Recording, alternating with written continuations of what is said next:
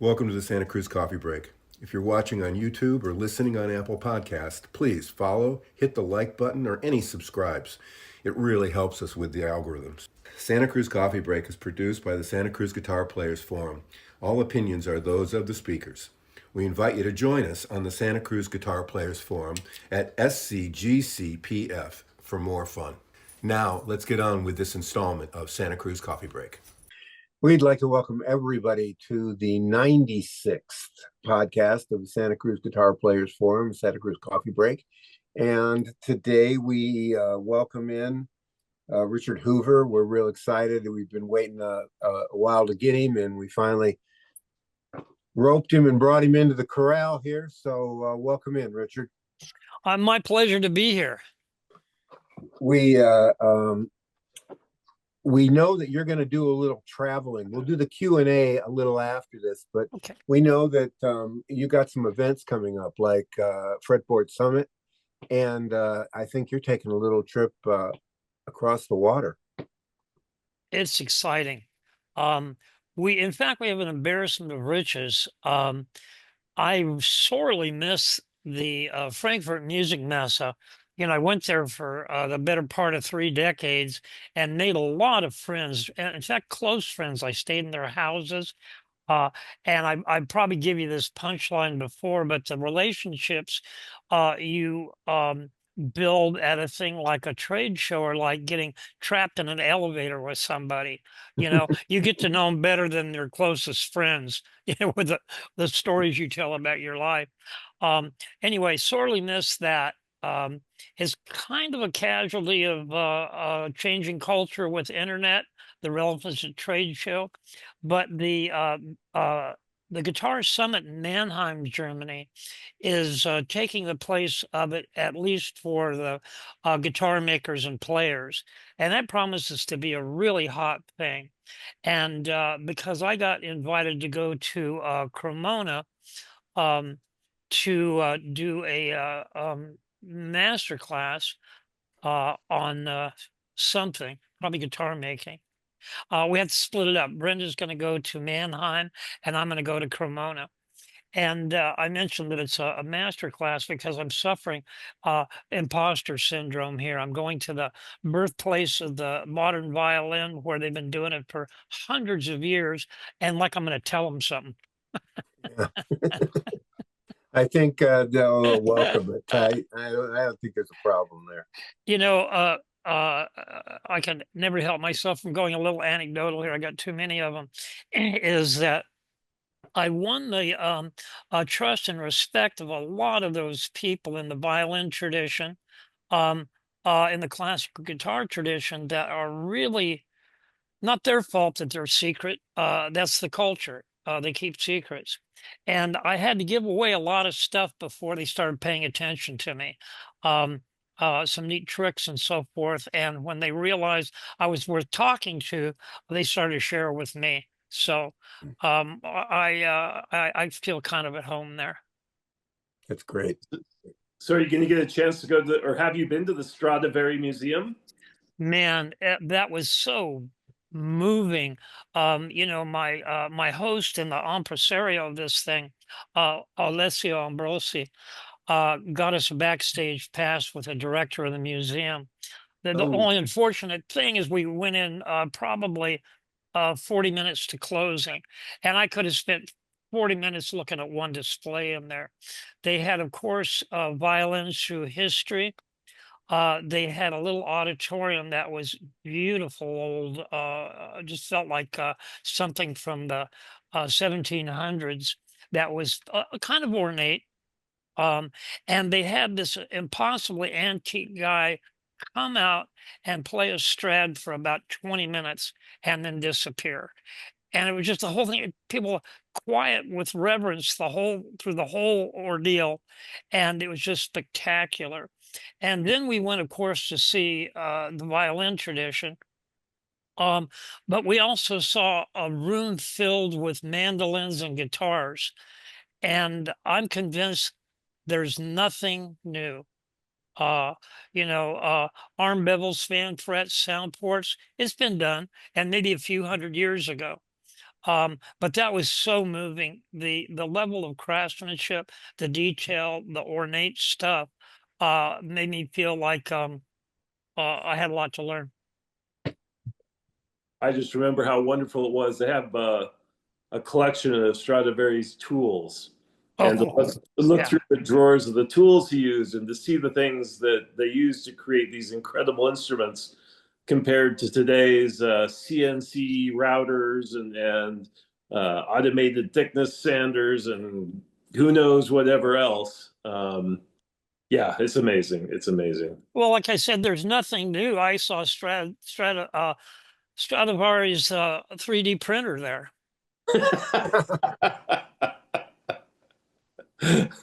Yeah, I'm sorry to be silly. You're right. The hand tools, where you really got a feeling of the craft. There weren't any shortcuts, Yeah. except practice, practice, practice, of course. But hats off to anybody that can inlay ebony and spruce. There's no grace, right? You can't make a mistake. It just has to be perfect. And there was a lot of that ornate stuff. I'm really looking forward to that. Italians also have a reputation for food, which is really fun. Great place to eat, and little cafes with a lot of music, a lot of stringed instruments stuff. So I'll have a blast. Great, great. That's interesting. You talk about that because I think about what our podcast on Friday with Chusey is going to be, and he's just this crazy Italian that has now brought his son on trumpet into the. So it's a 34D, a left-handed 34D, and his son on trumpet, and he's busy every day. He's just working 5-6 days a week, which is tremendous. He's a real overachiever, and what a beautiful guy to have on your side. Yeah. We're looking forward to him. So Didn't he drive from Italy to Sweden or something for his guitar? There's a great story about how we'll ask motivated he was to get that guitar. he didn't bring that up, but we'll Oh, ask him great. about it. That's a good So one. you're going to have him on a podcast. Wonderful. Yeah, a couple days from now. I look forward to that. So Fretboard Summit in Chicago. Yeah, that's such a goodwill factory. It's gone on enough now. It's got a lot of credibility, a wonderful group of people. I was so pleasantly surprised with Chicago. I'd only been in the airport, Yeah. prior to that, and beautiful neighborhoods. And although it's warm, it wasn't insufferable. Um, I've been in much worse places in the summertime than that. But again, food, culture, music is really dense. And that's another place where I see good old friends, more than I can even talk to. And I think it's a spectacular show. I highly recommend it to anybody. We display there, so we'll have some instruments to show off and talk about. And again, we're splitting up some of these duties. So I can't guarantee I'll be there this year. We're trying to decide that right now. Who's going to attend, so we can cover all these events. But Chicago's become a favorite, and it's difficult. There's a lot of beautiful shows, different genres of music, and so much more than we can possibly afford to go to, both time and money.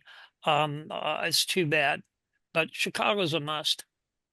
Yeah, Buddy Guy's doing his Damn Right, I Still Got the Blues at 90 tour right now. And Damn right, boy, I still got the blues. can't wait. Saw him a couple years ago, and he's still out in the audience, and he doesn't have to have a 300-foot cable anymore. He's got wireless, and boy, 300-foot cable. yeah, Buddy Guy. just He is incredible. not to go off your story here, but another guy in his 90s that still performs and still has it is Kenny Burrell. I saw him at a Muriel Anderson sponsored thing at NAMM show in LA. And, he's supposed to be a guitar player. His fingers are about this long. Yeah, yeah. And he's 90 and he didn't play fast. He didn't try to do things. Boy, there's a faux pas. That's my mother calling me, telling you to make sure you turn your phone off before you go on your podcast. Forgive me. But yeah, Kenny Burrell was playing with such precision, not fast, but just intense. It was really amazing to see.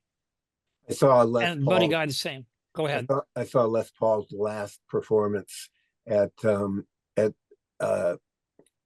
a Monday night, and they started "How High the Moon," Oh and, yeah, yeah. and they blew it. No. And he's about 8-10 bars into it, and he says, he just kind of waved his hands in the air, and he said, "Stop! We're going to stop." He said, "We can do this much better," and they somehow clicked into gear for 4 songs. That was the most profound musical experience of my life. And that's something. He was close to 90, and they just took off. And you really, there wasn't a noise in the room. Everybody was just, and he wasn't blazing fast, but there was so much precision and soul in what he was doing. And I heard he passed 2 weeks later. I mean, it was last time he performed, last show that night. Just crazy experience. I loved how animated you got with that. Chet had such a presence. I mean, you almost felt like he came in your house and was playing for you. Yeah. Just amazing. It made you totally comfortable, and I just could envision that. You say he blew it, and that's he had that humanity about him. Yeah. I got some colorful stories that aren't fit for print. I'm going to tell you about them next time I see you. One of those guys like Mr. Rogers, you don't expect ever had a ribald thought in his life, but yeah, he could get pretty salty. There were 1 or 2, yeah. Yeah. So that's a really great idea, Richard. We're gonna have to do a podcast for only those over 21. Yeah, great. Is this made for kids? No. Yeah. So we have a question from the forum, and I think when the question first started out, it kind of started out as, what does Richard think is better, abalone, and does abalone improve the sound? And I directed him back to some podcasts where you've talked about it before, and he did. And so here's his question, and you can stop me whenever you need to and jump in. He says, I actually listened to the podcast and actually wound up with more rather than fewer questions. In a nutshell, Richard seems to be saying that plastic is bad, wood is good, abalone is good. Strangely, a well-respected U.S. manufacturer of our acquaintance reportedly uses plastic in pro-level instruments. So, back to my ponderings. Wooden abalone purflings are good. Is abalone better or more or less equal to a better wood? And 2, you want to stop me on that one? I actually am following this, but okay. I think for the listeners, it would be nice to break this up a little because there's a lot of information that I could give. Yeah, let's break it up. Okay, so it's a good observation that I broke these down. So let's first talk about what that does. And I've done this previously, but it's important to understand what's happening here. Let's go back to our beloved violin. The violin has this little white black line that runs around the inside of the top. And that's a decoration everybody sees on the violin. Some violin makers don't even consider it. You just put it on there because, you know, it, the tradition of the violin, it's always been there. What and the violin doesn't have any binding, but it kind of does. So think about this: the top overhangs the sides on the violin. So where you see that purple, that black, white, black, that's actually coming in right at where the sides are. And the rest is just overhang that goes out in the air. And what that stuff is wood that's been ground up and rolled out like a paper or a fiber. So the difference between a piece of wood and a piece of fiber is one carries resonance, the other doesn't. Fiber doesn't carry resonance, therefore it works like a gasket, or more proper acoustic physics term, a decoupler. When you pluck the violin, like dropping a pebble in a pool, and the energy radiates out uniformly, symmetrically, once it comes in contact with that purple, it can't go anywhere because the purple isn't resonant. Anything made out of molecules actually resonates, but for this purpose, it's so diminished that now the vibration can't transfer into the sides and back and send volume to the player. It returns to the top and re-excites the top, which sends energy out to F holes, and we get more projection. So let's go to the guitar, which, you know, guitar was never designed with the fierce intent that the violin was, because it's loud enough. You sell it through marketing, you know, you don't need really refined sound to sell a guitar. In the guitar, if you look at old Martin's old pre Civil War guitars, you see that they used wood, but they used sometimes they use wood veneers, and sometimes they use the violin tradition with the fiber. They do two different things. The wood will take that ripples of the pool, and it transfers through that into the sides and the back of the guitar, and the player enjoys some of that volume at the expense of the audience. So that material that you put in the binding and the purfling, if you will, give you the choice of making the guitar sound best to the player, best to the audience, or whatever combination you want. That's what it does. So when we get into talking about plastic, we have to be careful. Plastic was actually invented before petroleum in the form of cellulose or celluloid. You know, shirt collars, films, guitar picks, and all that stuff. But it wasn't this. It wasn't our petroleum-based plastic that we have that would transfer sound rapidly. It'd be more absorptive.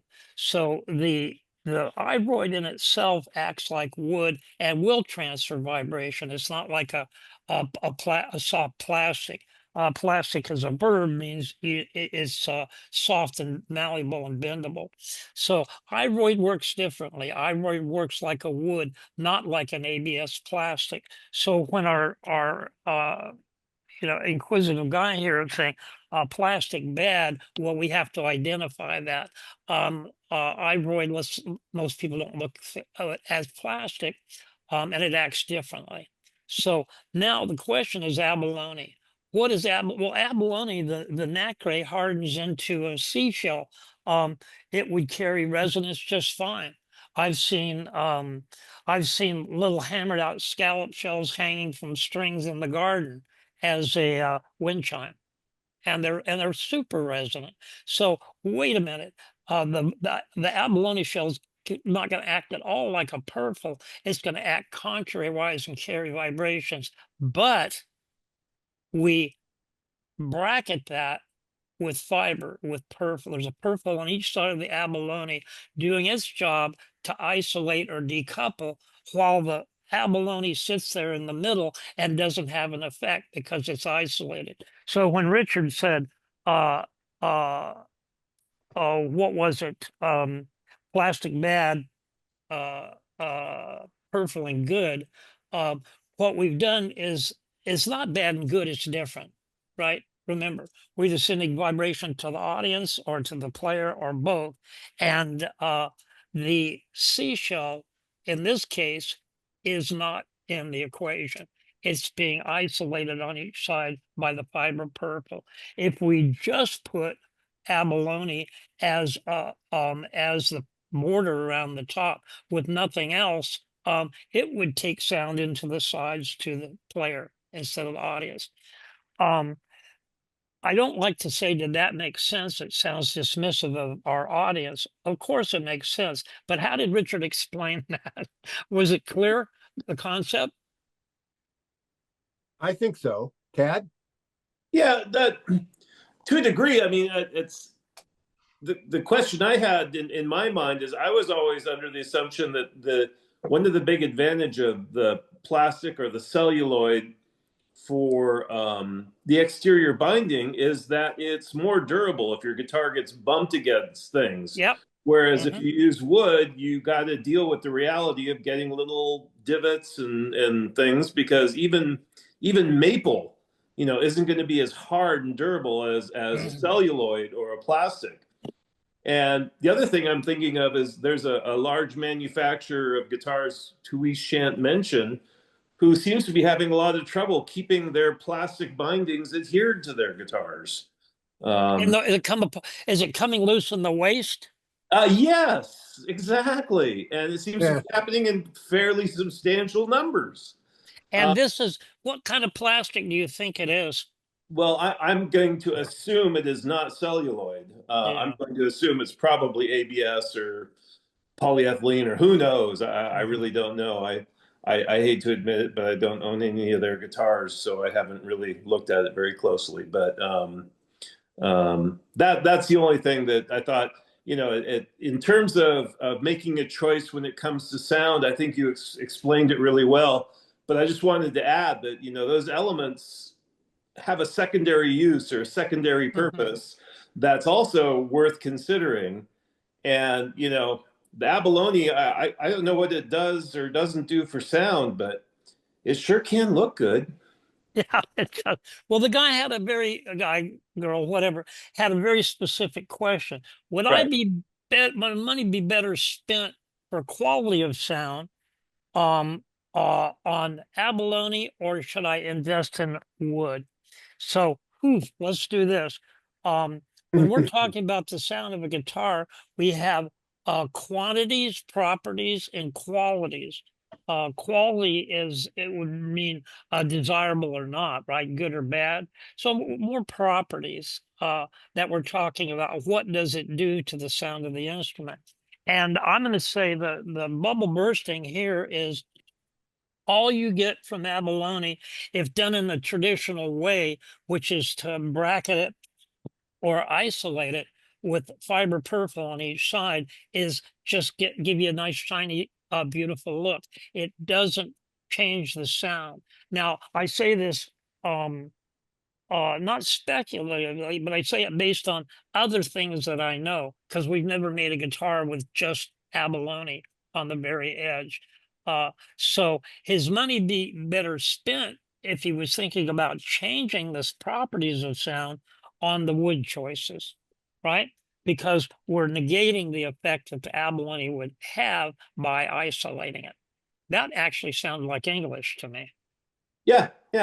Well, and let me complicate it just a bit more. Good. I did my best. Now you. How much of an improvement in the wood would the upcharge for abalone really provide? Hey, how much does abalone cost on a top border? Okay. This is fun. Yeah, because I don't think the abalone adds so much as to create a huge jump in the quality of the top wood. Well, compared to what? Compared to an unbound guitar, compared to a in Paracho, they use a big magic marker with a V cut in it to make binding. as they run around the edge. But what I'm saying here is for the case of the Santa Cruz and how we do it and how Martin traditionally did it in the old days, they negated the effect the abalone would have by isolating it with fiber on each side. So we can say, in the traditional way, you're not going to get any advantage no matter how much you pay for abalone. Right. And let's just take out of the scenario if somebody was using different materials, that would give us a headache. But I was trying to get this. Okay, so let's say a little under $1,000. We can put abalone everywhere. I'm talking about doing it around the top right now, for that matter. We did around the top, the rosette, the edges of, or the extension of the fingerboard. And what you could do for that is you could get a more expensive wood. Now, this is very important. I don't mean to belabor this and make it complicated. When you change woods, you do not change the quality of sound of the guitar, no matter how much you pay. This is a real myth buster. Woods don't contribute to the quality of the guitar. They contribute to the properties of the sound of the guitar.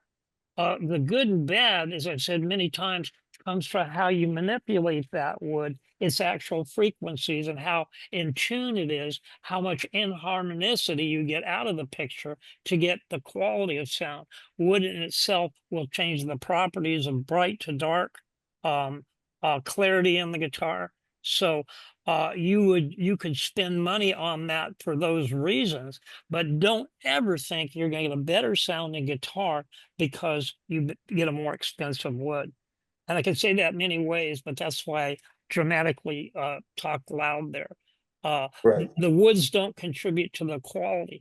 Now, God, this is why we don't do this on the internet, because there's too many interpretations you could do of what I said and start an argument. For instance, well, what if you use balsa wood for the top or the sides and back? It's inappropriate. It shouldn't be in the equation. Those aren't appropriate woods for a musical instrument. Among the traditional appropriate woods, the woods are changing that degree of clarity. Warm, round, blended, friendly, bright, clear, articulate. Right. That's the scale that we get out of the woods. So, Mr. Questioner, why do I want to be gender specific here? I don't know, because I'm 74 years old. It's a bad habit. I think that's it. Is really asking a very practical question. So to make it simple, you're buying decoration when you buy the abalone, and when you spend money on wood, you're paying for the difference in clarity of that wood. Good or bad, that depends on your taste and your musical genre. Right. Good Right. place to pause. Yeah. Yeah. I guess what I was trying to say though was that it's largely a question of aesthetics, whichever way you go. If you were to choose, and I don't even know how you necessarily grade your tops, but assuming you stuck with Sitka, the upcharge from a single A top to a 5A top or whatever it is going to be primarily an aesthetic improvement. That's right. It's not going to be a sound improvement or anything else. And the same is kind of true with abalone. It's an aesthetic improvement, not really a sound improvement. Now, obviously, it gets different if you talk about jumping from Sitka to Adirondack to, redwood or to cedar, or those are going to be major changes that will go well beyond aesthetic. But when it comes to choosing how to spend money on either improving the quality of the top wood or adding abalone, it's mostly a question of what you want to look at. We're kind of getting into non sequitur land here, aren't we? Yeah, I really think so. But it was but I got to take the blame here, because it was my attempt to inform and educate that led the questioner to a logical conclusion. Oh, these are good, these are bad. Therefore, what's better? And we got hung up because it wasn't a better, it was a different, and that's a personal choice. And don't even for a minute think that I'm saying that the sound of a guitar is all personal choice. There's absolutely and definitely qualities to the sound of any stringed instrument that make it better or worse. So we, we covered almost everything here in the which I tend to do. The only thing I'd add to that is the rarity, and really the unobtainium of some woods. Certainly a Cowrie guitar is different than an Indian rosewood, in just in terms of rarity, and especially in rosewood. Rarity, that's important, I mean, and you're not getting one of 30, you're getting a one of one. Yeah. And it's just about that piece of wood that's in front of you. So yeah, I guess I'd just add that to the pie. It is, and it's we've talked enough, I agree with you on that. Price doesn't equate to desirability or quality in a wood. It's almost separate, because you nailed it. Price has to do with supply and demand, legal restrictions, everything that make it more expensive or not. And part of that has to do, again, with that scale of clarity, for lack of a better term, and what you desire. But it kind of takes the fun out of the internet discussions. And I don't blame people for arriving at those conclusions. We have woods that we can't even price. They're so rare. If they could be in a museum just as a piece of wood and be an attractive artifact. And it's embarrassing how much you have to pay for it. But what was George Gruhn's famous quote?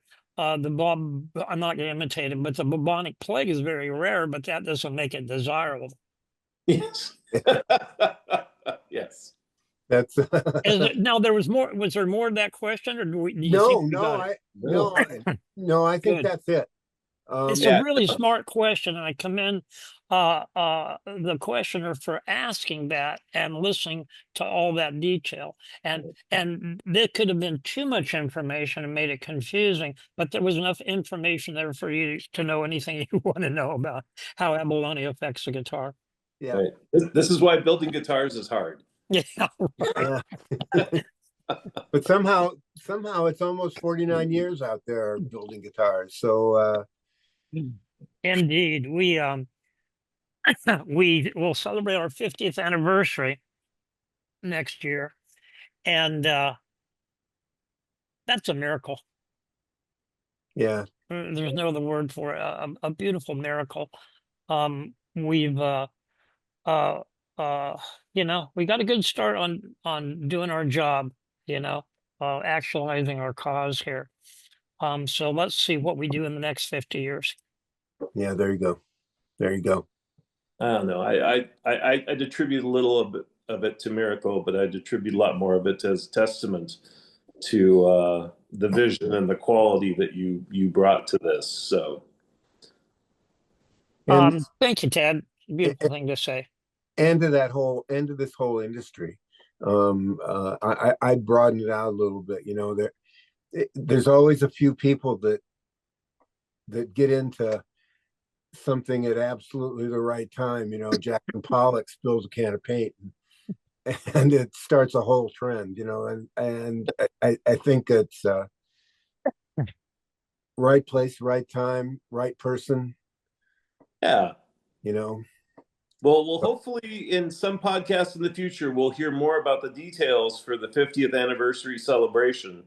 I imagine at the moment you're a little more concerned with Chicago and Music Messa and Cremona and other details. So I got the cup. there you go. Yeah, Richard, there's a ways to go. we're gonna let you go because we know it's a busy time around there. And has the sun come out there today? Yeah, we're in this year is the most seasonally predictable I've seen in, oh man, like 15 years. It used to be, oops, this is a local secret. I shouldn't let this out. Yeah, don't. But May and September are the beach months. June through August is like the tourist heartbreak because you go to the beach and you freeze your ass off. It's foggy, it's cold.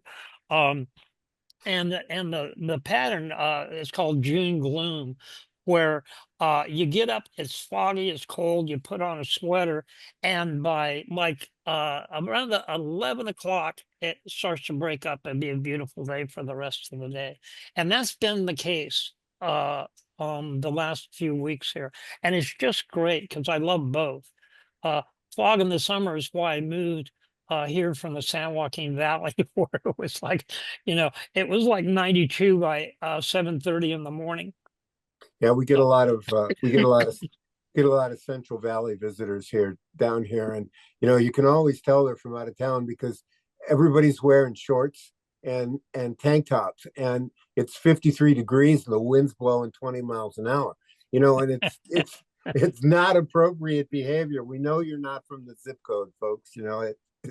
It's quite all right. No, it's down here. It's not breaking up 3-4 days in a row. Maybe 4 o'clock in the afternoon. That's right. That's right. It can. Well, there was I can remember 82. Well, I remember that. I think my wife's parents stayed this summer with us, and the sun never came out. Yeah. June through August, it just did not come out. So I talked to a friend in Boston today where it is 103.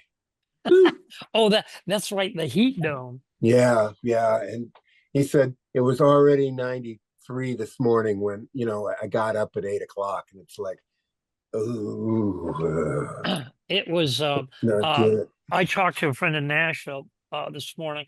It was yesterday. It was 74, first light, it was 74, and the dew point was 74, and Yeah. everything was wet, and that means it's 100% humidity at dawn. Yeah. That's funny. It's like you go there and you get up out of your airplane seat and you walk through the jetway or whatever they call it, and it feels like you're standing in the alley behind the laundromat where the dryer's exhaust. You step off wet with lint off the plane onto a ramp down under the tarmac, and it's just like you get a mouthful of it as you come down through it. It's quite an experience. We want to thank you for being with us today. You can't get rid of me. Sorry. Yeah, it's okay. I'm really happy to. All the best as we move toward the future. Thanks, my friend. You both do a wonderful thing, make the world a better place, and I'm proud to do anything you tell me to. Well, thank you so much. We'll do it again. You bet. I hope so. Thank you. You bet. We hope you enjoyed this installment of the Santa Cruz Coffee Break. For more music-related fun, please join the Santa Cruz Guitar Players Forum at SCGCPF or santacruzguitarplayers.com. If you have any questions or possible podcast topics, please contact us. If you have a product or service that you feel would be of value to our listeners, please consider adding your support and keeping the coffee pot on. Contact us for more information. We ask that you hit the like, follow, bell, or bookmark buttons so we can keep you informed of upcoming podcast episodes. We hope you enjoyed Santa Cruz Coffee Break. Now it's time to go play your guitar.